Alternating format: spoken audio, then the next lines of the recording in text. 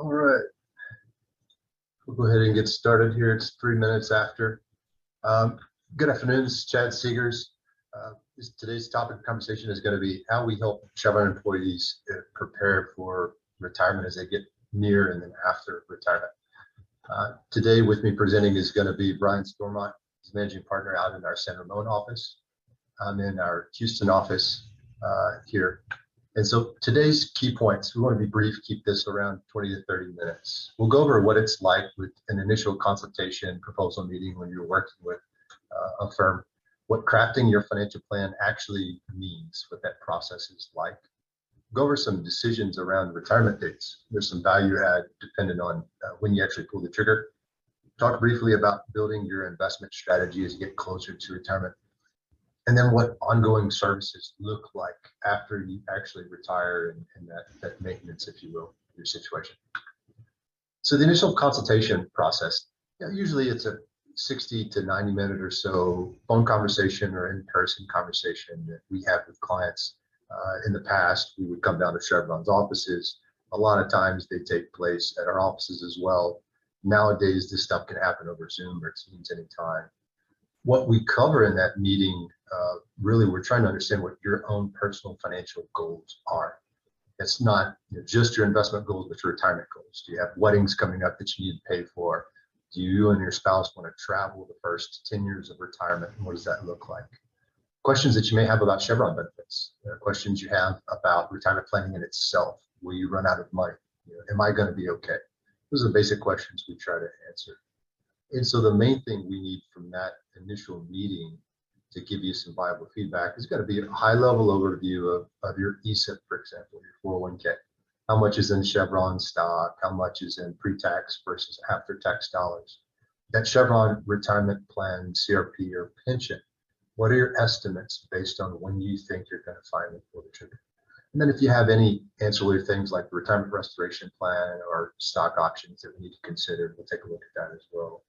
And most of all, we want to understand what it is you're trying to get out of the relationship. There are a lot of individuals that simply come to us and say, hey, I think I'm going to be okay, but I want to know for sure if I can retire at 59, for example. Many individuals say, hey, I don't want to think about this. I want to enjoy my retirement. What do you guys do when it's that situation? So help me prepare for retirement, retire me, and then help me manage my money throughout retirement. And so most people fall into one of those two categories. The proposal meeting takes place after that initial consultation. We didn't get it too much in depth, and we want to show you exactly what areas of work we'll cover specifically for you. It's a little bit different for most everyone. And we'll show you a high-level financial plan created based on the data that we talked about actually in that initial meeting. So you can see high-level actually where you are today when we have that meeting. Any lingering questions you may have, a lot of times we'll start to do this work and we'll pick a date and someone will realize that they're actually okay, they can retire today and worried about finishing out a project, it's 9 months down the road and they realize that maybe some things are changing with segment rates and that should indicate that they actually pull the trigger sooner. And they actually wanted to pull the trigger sooner anyway. And so we take a look at all these objectives and they change, actually modify as part of the plan in real time in front of you. And so let's talk about crafting your financial plan.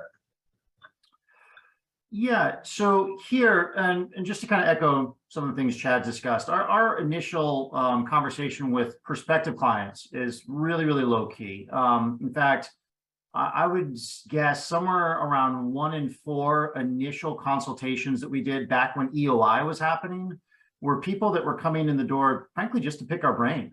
They just were curious about like they understood that the benefits worked a certain way and they wanted to kind of get some confirmation on that.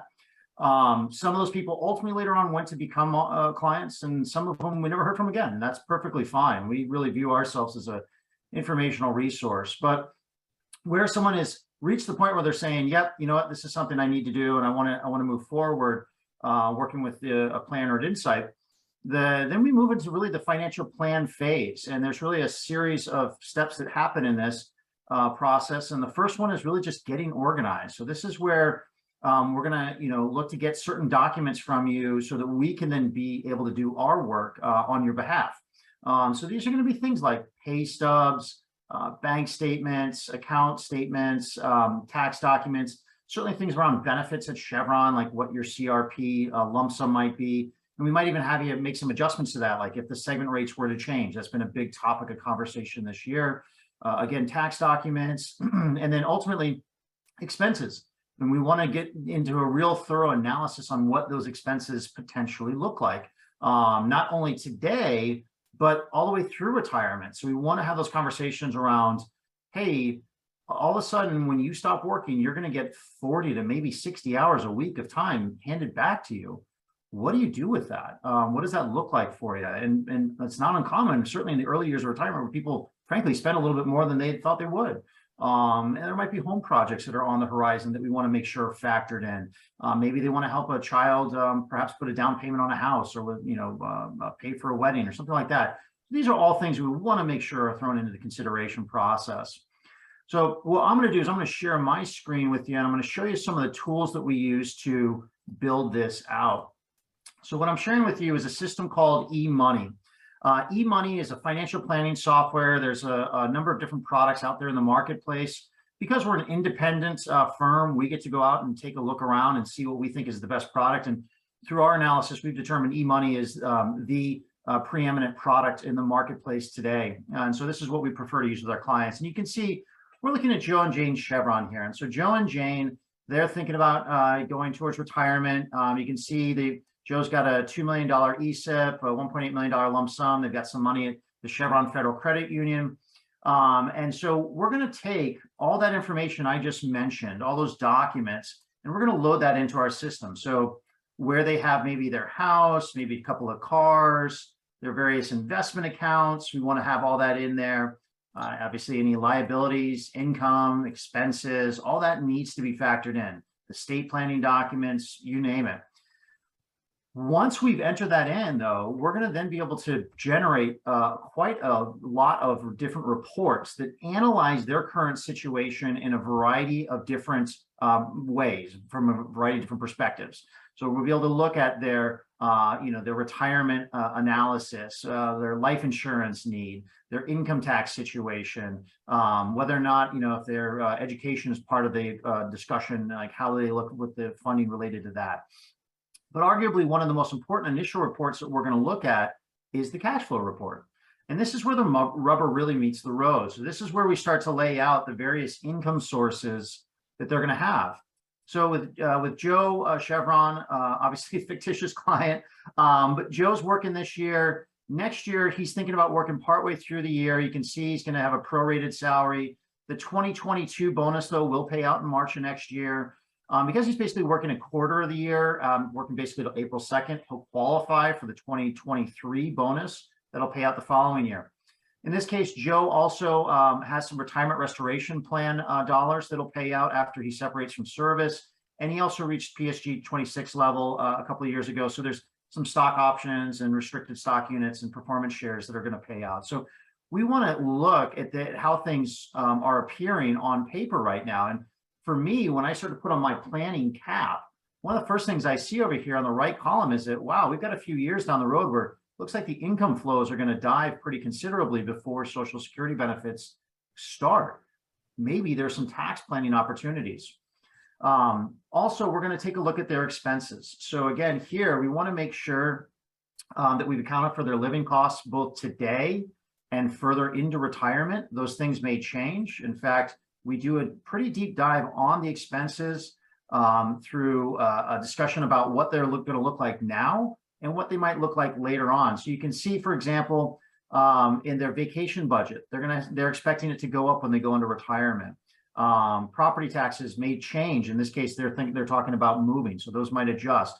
We want to have all those factored in. That then goes through to the cash flow report. They have a mortgage on there. The mortgage is getting paid off when they go ahead and move.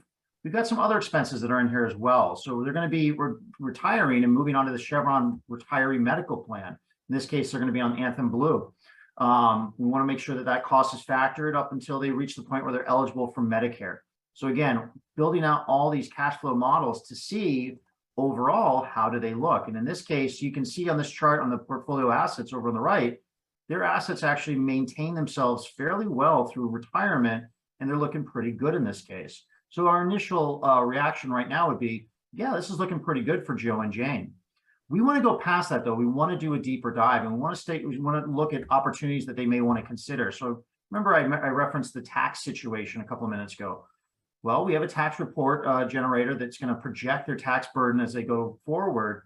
And one of the things that I look at is in 2025, I see basically they're living on cash for the year. So to me, I'm thinking, oh my goodness, there's some great tax planning opportunities there. Perhaps we want to do net unrealized appreciation with their Chevron ESOP shares. And then in 2025, maybe look to sell those shares. And if our income tax rate is sufficiently low enough, the capital gains rate at the federal level drops to 0%.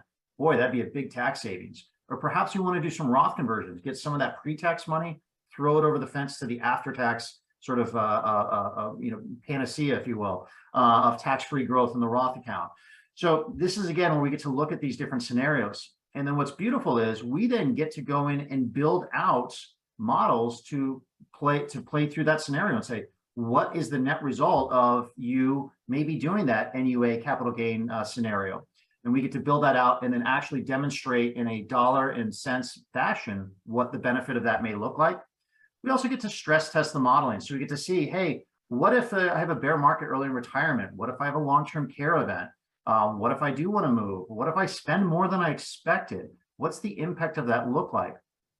And we then look at the retirement system through the filter of, say, a Monte Carlo analysis, and we can see what the impact looks like. This system right now is running 1,000 different iterations to see in those scenarios which ones result in a scenario where you're running out of money. So this is looking, again, pretty good. We also then get to go over to the visual side and see what does the net result of this situation look like. So in the decision center, here we get to have that conversation of, Brian, what if I did spend a little bit more money? So right now, this client's coming to the end of retirement with about $3 million. If we add some expenses, what does that look like to them? Well, we can see that that has a net result of reducing, obviously, the amount of money that's in the pile, but it doesn't devastate them. If inflation were to run at a higher than expected rate, which is, needless to say, a big topic of conversation right now, how do we look? What if my growth rate wasn't as strong as I was hoping for? What if things don't go as well in the equity markets? How do I look there? So again, this is where we get to have those really meaningful conversations with our clients, explore all the different nooks and crannies of their financial situation, identify maybe some inefficiencies or some opportunities that are perhaps being overlooked, and then bring that back to them and help them implement whatever those changes may be that they are going to want to take. That's really what a comprehensive financial plan relationship should look like. And that's certainly what we do here at Insight on a daily basis.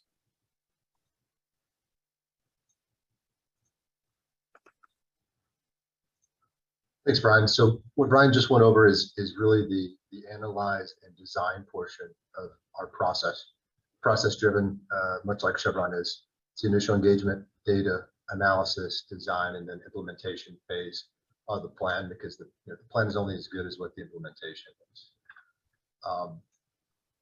Once we go through that process, there are then some decisions you need to consider. So you say, okay, you could ultimately retire January of 2023. What else do we need to think about? There's a high level checklist that we look at, and this is by no means the be all end all, but we want to look at, does your retirement date align with maximizing employee benefits? It's a pretty well known, not so much secret, I guess. If you work one day past the first quarter, you then get a prorated SIP for that year. So most of our clients know, work through April 2nd if you were planning to leave, and then you're out the door and you get a prorated SIP the following year. All of the things being considered.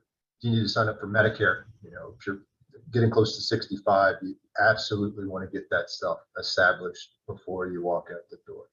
Have you set up your outside accounts to receive your pension? If you're choosing that lump sum, you want that tax-free transaction of going from the pension directly to your own individual retirement account. And then are you capitalizing on segment rate changes? This is massive right now. Segment rates vis-a-vis interest rates are going up this year and have been. And so for people that are ready to go, you probably saw some people that hightailed out the door. That's because they were already ready to go, and the segment rate changes up, mean that lump sum comes down. And this also we've seen in reverse. When interest rates start to fall, that means that lump sum actually increases. And so you could have someone that actually retires and they don't pull the trigger on executing that lump sum pension document yet. We actually prepare this for all Chevron clients. It's called your When You Leave packet. Typically what happens is people download their packets now via PDF and they send it to our office, without really reading through much, and we prep it and take care of it. I think the thing to think about is over the course of our firm's history, we've retired hundreds, literally, of Chevron employees. You guys do this one time. We do this a couple times a month, typically. Next thing we want to think about is, are we using net unrealized appreciation? We won't go into the analysis here, but this has to do with the special taxation of company stock, what Chevron was using to match employees with for years and years and years. There's some pretty incredible tax benefits there. Also, we have clients that retire under 59 and a half. Where's the income going to come from? If you take money out of an IRA before 59 and a half, with the exception of a few special exclusions, you got to pay a penalty there. And so you can take money out of the ESIP 401k post 55 and get around that. A lot of times we're helping people plan for those buckets to actually come up with expense needs in those years. What are you going to do with your time after you retire? This is a big one. People can be financially ready to retire. The comments we get are, I just don't know what I'm going to do if I stop working. We see this work a number of ways. People say, I don't know how I ever got anything done when they're retired. And we do get those individuals that want to go back to work part-time, half-time, to cover a project maybe they have around the house, and we incorporate that in the plan. And so when you work during your retirement, how's that going to affect your own personal goals? Because that's a little bit different from everyone. You've got to consider any IRMA exclusions, what's your income level going to be, what's your taxation going to be. And so you got to take all these things into consideration. So let's talk very briefly about building your investment strategy. I think the takeaway is not about what's going on in the markets right now. Very volatile, very fascinating year from a portfolio construction standpoint, because both sides, the bond market, the stock market, are down. I think the takeaway is investing in retirement is very different than when you were investing for 35, some cases 40 years. You're getting a paycheck, you're putting that money away every 2 weeks, and you're literally buying consistently over time. You go through ups and downs in the market. You've probably been through 5 recessions. And so, you kind of shrug your shoulders and move on. When you're paying yourself an income from your portfolio, it's a little bit different. And we like to think about this from a psychological, behavioral perspective, but also just sort of an asset liability matching standpoint. You want to think about it kind of in this simple manner, and at least have 12 months worth of expenses, cash expenses, at all times throughout retirement. You can reduce this to 6 months after you got major projects out of the way. Essentially saying, what does it cost to be you? And then you want to have a conservative bucket, which is forward-looking 3 years worth of income needs, and something conservative like the bond market, where a bad year historically is down 2 to 3%. This year is, it's an anomaly. It's down 10% like it was in 1981, 82. Typically, your 3 years worth of expenses in the bond market is kind of the minimum for even the most aggressive investors. And by design, it's put you in a situation where you can go through the financial crisis type event where it takes the stock market a while to recover. You go through a drawdown and then recovery phase, and you're pulling income from these more conservative bond investments. You have your moderate bucket. This is dividend paying companies that are not going to be sold. We have a lot of people that are always going to own some percentage in Chevron stock and love the dividend, and that's great. More minimum volatility core U.S. equities. Even most conservative individuals have some percentage in the stock market just to kind of keep pace with inflation. And so you want to identify what that dollar amount is for any given individual. Then you have your long-term growth assets at small, medium-sized U.S. companies, international, emerging market, a lot more volatile asset classes, should be higher returning assets over time. But these are stuff, you're not going to sell within 5 to 7 years, really. These are longer-term growth assets. And so the mechanism of rebalancing from those assets when they outperform everything else, and then filling up the other buckets. Do I need more dividend paying companies? Maybe they've been sort of boring and haven't done much. Maybe I need to buy more in the bond market. Like now, everybody's been underweight the bond market for pretty consistent period of time, and yields now are up. They're paying you a higher income stream. So maybe you need to add more money to that conservative bucket. This is how we think about the investment world, aside from what's going on in the day-to-day movements of the market. The day-to-day movements of the market still matter. And so what we like to do is stress test kind of where you are from a portfolio construction standpoint now, and kind of show you how things will look actually moving forward in the future based on previous shocks. What the market does when you have a revaluation, what happens when the Federal Reserve messes with interest rates like they're doing now, what happens if the market goes up 10%, down 10%, and then kind of show you high level what your overall allocation is, what your potential downside has been over a market cycle, and is that okay for you? We get the feedback a lot of times that people, kind of view it that they've made their money once already as they work their entire career, and so they actually want to take a little bit less risk in retirement, which I would happen to agree with. We also want to look and see, are you actually diversified? We see a lot of portfolios that own a lot of different things, but they're not giving them any true diversification benefit. What that means is prices more or less go in the same direction at the same time, and that doesn't help you over the long term at all. So now let's switch to what we do for clients in an ongoing fashion.